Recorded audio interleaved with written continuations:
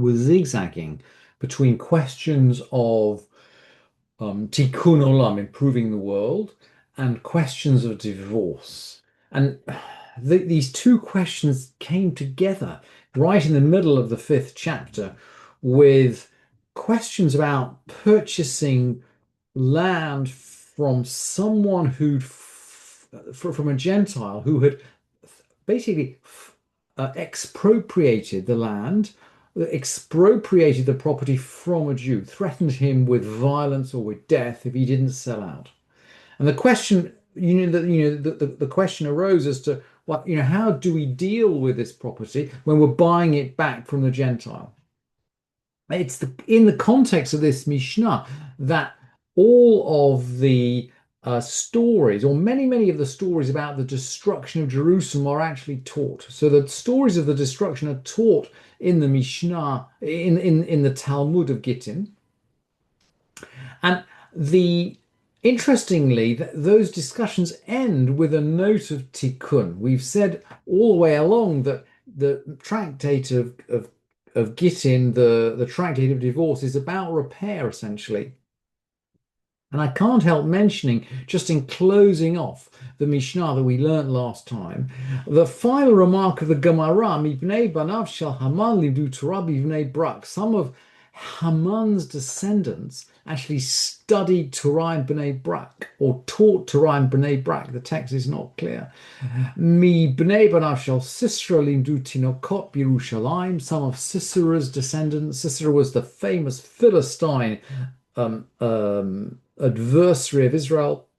Some of his descendants taught children Torah in Jerusalem. And going back to the destruction, Mibnei banav shel Sennacherib. Some of Sennacherib's descendants. Sennacherib essentially wiped out the northern kingdom, the kingdom of Israel, in 745 before the Common Era. Some of his descendants, limdu Torah barabim, they taught Torah in public. Who were they? Man, Inu, Shemaiah, Avtalion. They were Shemaiah and Avtalion, that is to say, the two teachers of Hillel. So there is a possibility of repair. And we're going to carry on through this theme as we go through the rest of the fifth chapter. First, with some issues which seem to be quite technical related to legal transactions, although we'll see that they have an impact on the public good. And then we're going to get to a whole series of behaviors which we maintain for the sake of peace. But let's jump in on the seventh Mishnah. Cheresh, Romez, Venirmaz. A deaf mute can gesture and be gestured at. Let's find out a little bit about what we're talking about here. Let's look further. Ben Betera Omer Kofetz Veni Putz, but mitel talim. Ben Betera says he can make lip motions if the transaction is of movable property. And the view of the Rambam, by the way, in his commentary, is that all this refers to movable property. And we seem to be talking about the ability to make a contract. If you're a deaf mute, can you make a contract? And the Mishnah seems to be asserting the fact that you can make a contract. You can make a contract, albeit for movable property, because land transactions are still going to be documented with a document. And along the same lines, ha-paltot, young children, mekachan mekach umichran mimkar. Young children, their purchase and their sale is valid, but mitel talim, in movable property. So we're going to allow young children the ability to transact. That means, for example, they could run a lemonade stall on the street, and their sale of lemonade would be valid. But more than that, I mean, they could run their parents' market stall. I guess in the time of the Mishnah, that might be really important. And their sale or their purchase is valid. Their sale or their purchase is valid. The Mishnah then goes on to just expand out these kinds of issues. These are the rules that These are the rules that were taught because of Darchei Shalom, because of the ways of peace.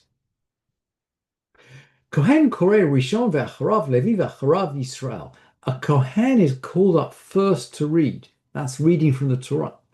And after him a Levi, and after him a Yisrael, mipnei darchei shalom. We don't want to have an argument as to who's going to be called first. Of course, nowadays we might have an argument about who's going to be called seventh, say, to close off the reading. And maybe we can't get away from those. But in terms of who is called first, we don't want to have an argument. So we're going to agree. We call the Kohen first, and the Levi first, and then Yisrael. Ma'arvin b'vait yashan. When we make an eruv, when we make an eruv in the courtyard, we're going to need to place some food in one of the houses in the courtyard. Bait yashan here, an old house, seems to refer to the house we normally put the bread in. In other words, we start making an eruv in a certain house every Shabbat. We carry on doing that. Ma'arvin b'vait yashan. We're going to make the eruv in the old house, mipnei darchei shalom, because of the ways of peace. We don't want people to think, maybe there's something wrong with that house. Maybe somebody in that house ate or took or stole the bread. If we start making eruv in a certain house, we're going to carry on making the eruv in that house. Bor, shehu karov la'amah mit maleh rishon mipnei darchei shalom. The cistern which is nearest to the channel is filled first because of the ways of peace. So farmers would have a cistern next to their fields, and they would fill it up from when rain fell. It would flow through an irrigation ditch, and then from the irrigation ditches into the cisterns. So naturally, the question is going to arise: well, okay, if it doesn't seem to be there's going to be enough water, well, where do we start filling up the cisterns? And there's no good answer. There's no good answer to this. So that just as we call Kohen first, we fill up the cistern which is nearest to the ditch first. We fill the one which is nearest first. Borshu karov la'amami maleh rishon. The cistern nearest to the channel is filled first because the ways of peace. Let's approach a bit closer to this issue of the child or the deaf mute who's carrying on business. Something which is found by a deaf mute and someone of limited mental capacity or a minor is subject to the laws of theft. In other words, from a technical point of view, the minor hasn't acquired that object just by finding it. But we don't want a situation where people will kind of run up to a child who's found something in the street and snatch it away from him or her without any consequences. So even though they haven't formally taken possession of that article by seizing it, by finding it in the street, we are going to apply the laws of theft to it. If you take that away from a child or a deaf mute or someone of limited capacity, you are subject to the laws of theft. We could say from the point of view of tikkun olam, from the point of view of darchei shalom. And Rabbi Yossi is going to go further, by the way. Rabbi Yossi Omer gazel gamur. Rabbi Yossi says it's real theft. In other words, from the Torah, we know that theft applies to these objects. Similarly, mutsudot chayav ofot v'dagim yesh bahen gazel. Trapped birds and beasts and fishes are subject to the laws of theft. Again, you set a trap, an animal wanders into it. You haven't taken formally possession of that animal until you go to your trap and seize it. But again, we can imagine the kind of social discord that would result if everyone were able to just wander around taking animals from traps which other people had set. So the rabbis enact that for the sake of peace, Mipnei darchei shalom.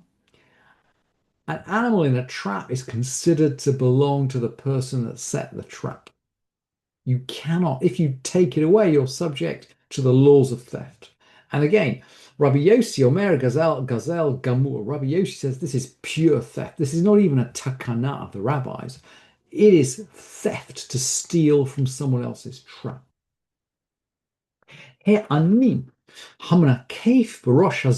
Some poor guy who is he's hitting the top of an olive tree. He's trying to get the olive down. So he's got an enormous stick. He's banging the top of this olive tree to make the olives fall to the ground.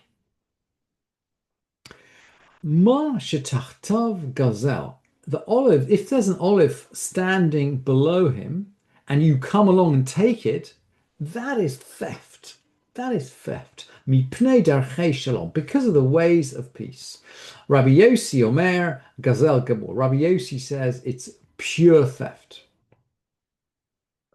And then along those lines, Ein memachin biyad anye goyim beleket uveshichra uvepea mipnei darchei shalom. We don't prevent, we don't bar, we don't stop the poor of the nations from gleanings, from forgotten sheaves, from the corners of the field, because of the ways of peace. Mipnei darchei shalom. And the Gemara in Gittin concludes, it concludes, Tanu Rabbanan, our teachers have taught, this is actually from the Tosefta, Mefarnasin anye goyimim anye Yisrael. We sustain poor Gentiles with poor Jews. Umuvakrin chole goyimim chole Yisrael. We visit sick Gentiles with sick Jews. V'kovrin mete goyimim mete Yisrael. We bury dead Gentiles with dead Jews. Mipnei darchei shalom. For the sake of peace.